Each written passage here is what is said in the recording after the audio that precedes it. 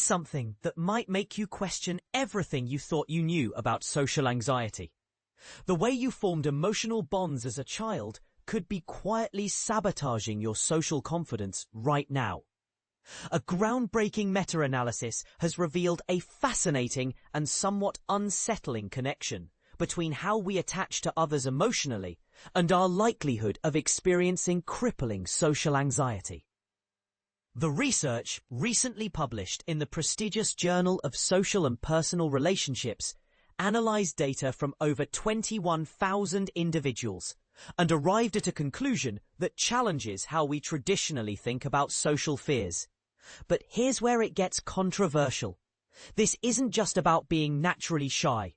We're talking about deep-rooted emotional patterns that were likely established before you could even walk or talk. Let's break down what social anxiety actually means, because many people misunderstand this condition entirely. Social anxiety disorder goes far beyond occasional nervousness before a presentation or first date jitters. This is an intense, overwhelming fear of being scrutinized, judged harshly, or humiliated in social settings. The anxiety is so powerful that it can completely derail someone's life trajectory. Think about it this way. Imagine feeling genuine terror every time you need to speak up in a meeting, introduce yourself to new colleagues, or even order food at a restaurant. For people with social anxiety, these everyday interactions feel like walking into a courtroom where everyone is waiting to pronounce them guilty of being inadequate. The condition typically emerges during the teenage years, which makes perfect sense when you consider how adolescence amplifies our awareness of social hierarchies and peer judgment. During this critical developmental period, young people become hyperconscious of how others perceive them, making them vulnerable to developing persistent anxious patterns. What causes this debilitating condition? The origins are surprisingly complex and multifaceted. Genetic factors play a role. Some individuals are simply born with a nervous system that's more reactive to social threats. Personality traits like extreme shyness or high sensitivity can create fertile ground for social anxiety to take root. Environmental influences are equally important. Children who experience overprotective parenting may never learn to navigate social challenges independently, while those who face bullying or social rejection can develop lasting fears about future social encounters. And this is the part most people miss. The long-term consequences of untreated social anxiety extend far beyond momentary discomfort. We're talking about educational derailment, career limitations, and relationship difficulties that can persist for decades. Students might avoid participating in class discussions, missing valuable learning opportunities. Adults may turn down promotions that require public speaking or team leadership. The ripple effects can lead to social isolation, damaged self-worth, and secondary mental health issues, including depression and substance abuse. Now, here's where the attachment connection becomes absolutely crucial to understand. Affective attachment, essentially the emotional bonds we form with our primary caregivers, serves as the blueprint for how we approach relationships throughout our entire lives. These patterns develop during our earliest months and years through countless micro-interactions with parents or guardians. When caregivers consistently respond to an infant's needs with warmth, reliability, and appropriate emotional attunement, the child develops what psychologists call secure attachment. This creates an internal working model that other people are generally trustworthy and that the child themselves is worthy of love and care. However, when caregiving is inconsistent, emotionally unavailable, or unpredictable, children develop insecure attachment patterns. These patterns manifest along two key dimensions that every person should understand: attachment anxiety and attachment avoidance.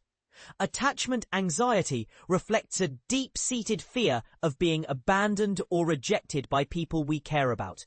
Individuals high in attachment anxiety constantly worry that their relationships are fragile, and that others might leave them at any moment.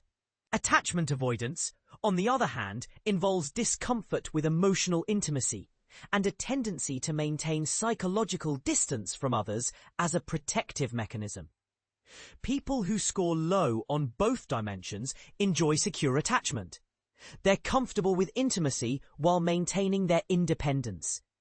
But those who score high on either or both dimensions fall into various categories of insecure attachment, each creating different challenges in social and romantic relationships. To investigate this connection systematically, researcher Yihan Zhang and her collaborative team conducted what's known as a meta-analysis, essentially a study of studies. They meticulously searched through 6 major scientific databases, including PsycInfo, PubMed, and Web of Science, using specific keywords related to attachment and social anxiety. Their initial search generated an overwhelming 2,224 research papers. After applying rigorous inclusion criteria to ensure quality and relevance, they narrowed this down to 42 high-quality studies for their final analysis. This comprehensive approach included data from 21,332 participants, whose ages ranged from 19 to 44 years, providing a robust foundation for drawing meaningful conclusions. The results were both striking and consistent. A remarkable 80% of the analyzed studies demonstrated a clear, non-zero relationship between insecure attachment patterns and elevated social anxiety levels. The strength of this connection fell into what researchers classify as the low to medium range, but showed considerable variation depending on specific factors. But here's what makes this finding particularly intriguing.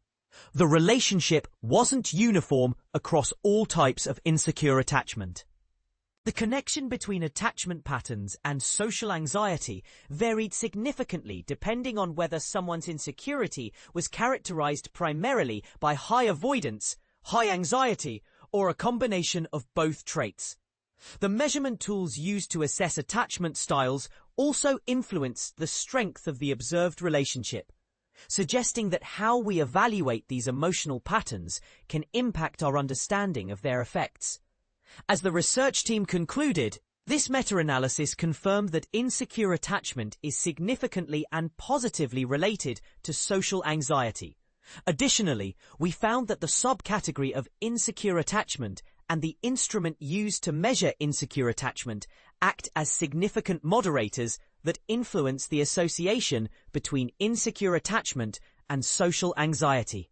What makes this research particularly valuable is how it bridges childhood experiences with adult mental health outcomes, providing concrete evidence for something many therapists have long suspected.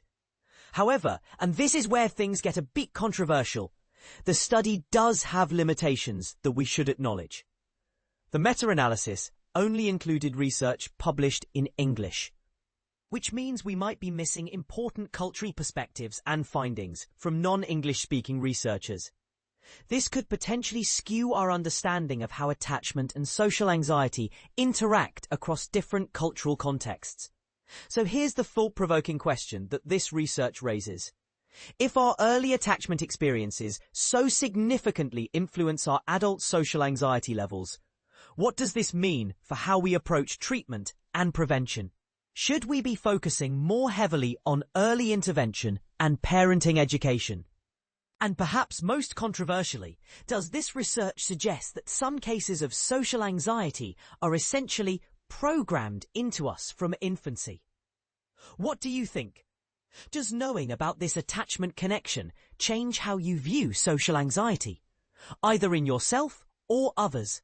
Have you noticed patterns in your own relationships that might trace back to your earliest experiences? Share your thoughts, because this is exactly the kind of research that deserves broader discussion and debate.